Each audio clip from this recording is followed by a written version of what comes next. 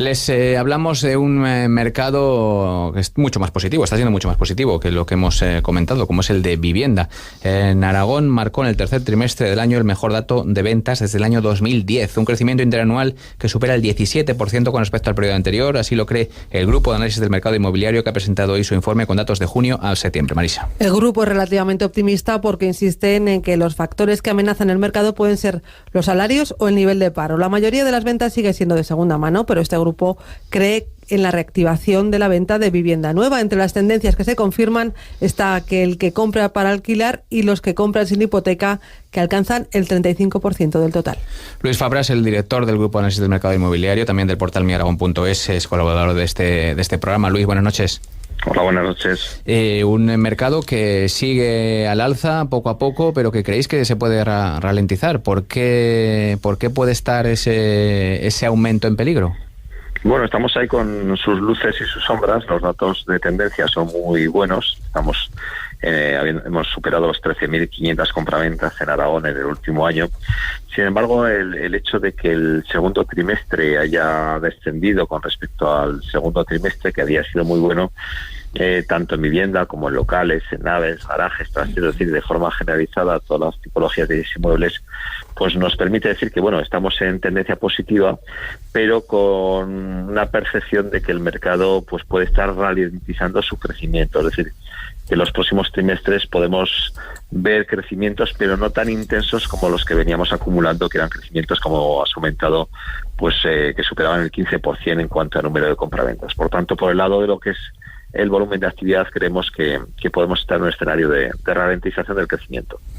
¿Y se ha paralizado durante estos días? ¿Veis que el mercado, por el tema de las hipotecas, el impuesto, ha habido 15 días ahí de margen en el que pues se paralizaban ofertas, sí, que no? Ha habido una especie de confusión entre bancos y clientes. ¿Creéis, desde vuestro punto de vista, que se ha paralizado el mercado, como os han dicho por otro lado?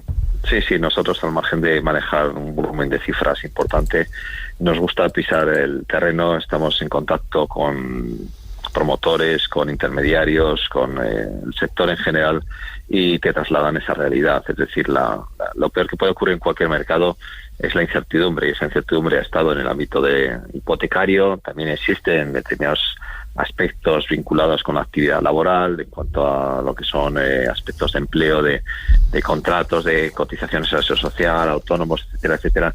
Uh-huh. Y todo este tipo de aspectos lo que hacen es trasladar incertidumbre, y incertidumbre lo que hace es una parálisis. Es decir, la gente, hasta que no se clarifique la realidad con la que va a jugar, hasta que no sepa cuáles son sus reglas de juego, pues no toma sus decisiones. Y eso, pues según creo que puede reflejarse en las cifras del próximo trimestre, sí que puede dar lugar a una reducción de algo que iba muy bien. Es decir, el mercado, como hemos comentado, tenía unas tendencias muy favorables. Eso también afecta a la recaudación por parte de las administraciones públicas, porque no olvidemos que los bienes inmuebles son elemento sobre el que actúan más figuras impositivas, y por tanto son aspectos que deberían de haberse clarificado con mayor intensidad, porque es algo que nos afecta a todos, en definitiva. José María, ¿tú crees que se retomarán esas paralización o no? Sí, yo además quería comentarte, Luis, y preguntarte si el hecho de tener una previsión de subidas de tipos de interés, aunque sea para el año que viene, pero al tener esa sentencia o ese Real Decreto donde los gastos van a correr por cuenta, en este caso, de los bancos, ¿tú crees que a la larga va a estimular, o va a pensarse que la gente, los tipos de interés no van a subir tanto como podría preverse, y eso no va a hacer que se compren más viviendas en esta parte de final de año? Mira, hemos presentado los resultados de tipos de interés, y creo y lo anticipaba, que el dato que hemos dado hoy es el mínimo que veremos en muchísimos años. El 2,21% de tipo de interés medio en la formalización de hipotecas del tercer trimestre. Hay dos aspectos que va a incidir en que las hipotecas se formalicen en un tipo de interés efectivo más elevado. Por un lado es, como comentabas, la previsión de subidas de tipos de interés por parte de la autoridad monetaria, que creo que se hará, pero se hará muy progresivamente. Para nada los niveles que tuvimos en 2008 ni lo que hemos tenido durante periodos precedentes.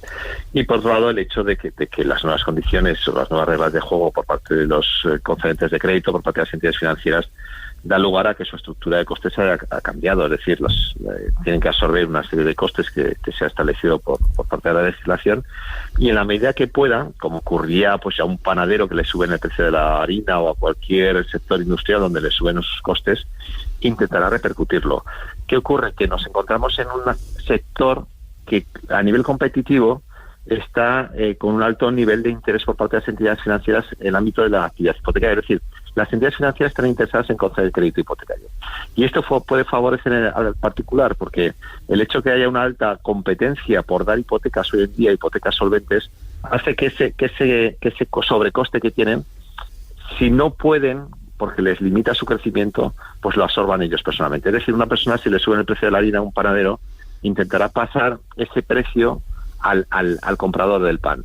Pero si no puede vender pan porque subiendo el precio no se lo compran, pues tendrá que quedarse con un coste adicional. Claro. Y esto es lo que creo que puede ocurrir en el sistema financiero. Creo que estamos en un escenario en el que sobre este cambio de estructura puede afectar en menos medida que hubiese afectado en otro periodo a los particulares. Bueno, Bankia ha dicho, por ejemplo, que no va a repercutir en ese diferencial, y hay que tener en cuenta también que hasta enero no pagan los bancos el impuesto, con lo cual no deberían repercutirlo hasta enero. Silvia. Sí, yo tenía una pregunta en relación con el mercado del alquiler. Yo creo que hay una sensación de que los precios se han incrementado y que hay una sensación generalizada que es difícil encontrar viviendas en alquiler. ¿Los datos confirman esto? ¿Hay realmente una burbuja en el mercado del alquiler? Nosotros en los resultados que hemos presentado hoy no damos datos de alquiler. Manejamos desde miaragón.es información relativa al alquiler procedente de las fianzas que se depositan en el Gobierno de Aragón, y lo que sí que observamos y constatamos constantemente es que hay una falta de oferta. Cuando hay una falta de oferta, lo que se traslada lógicamente es a una repercusión al alza del precio del alquiler.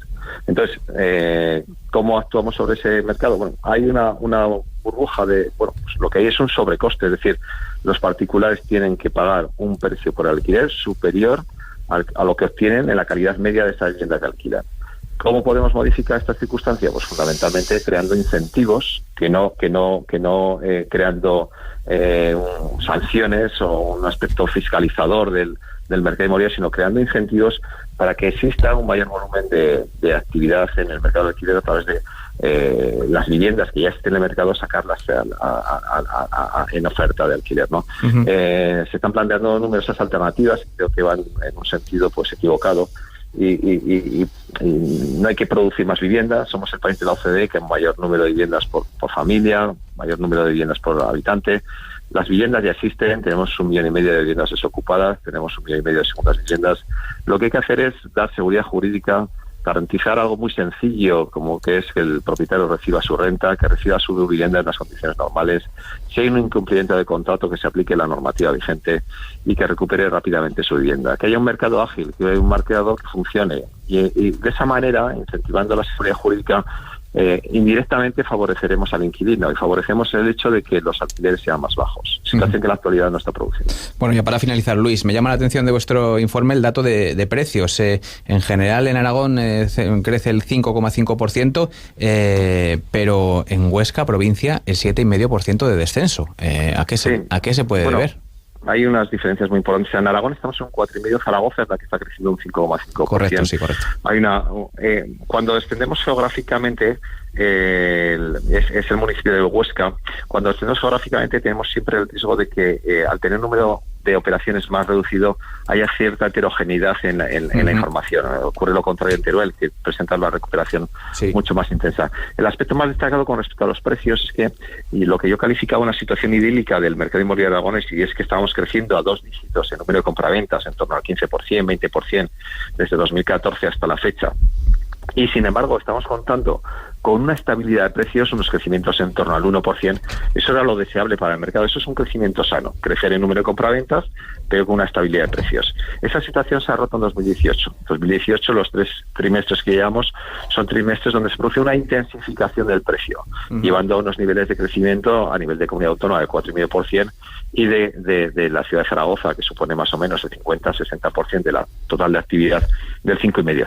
Y eso es deseable que no siga creciendo. Es decir, a pesar de eso, estamos en torno a la mitad del crecimiento de precios de España. Es decir, es una situación positiva.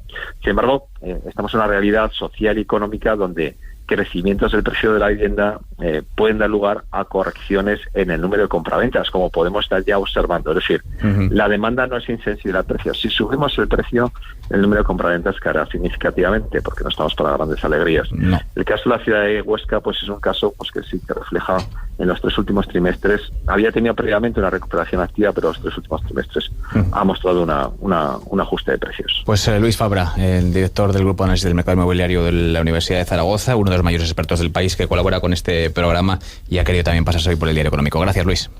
Buenas noches. Bueno.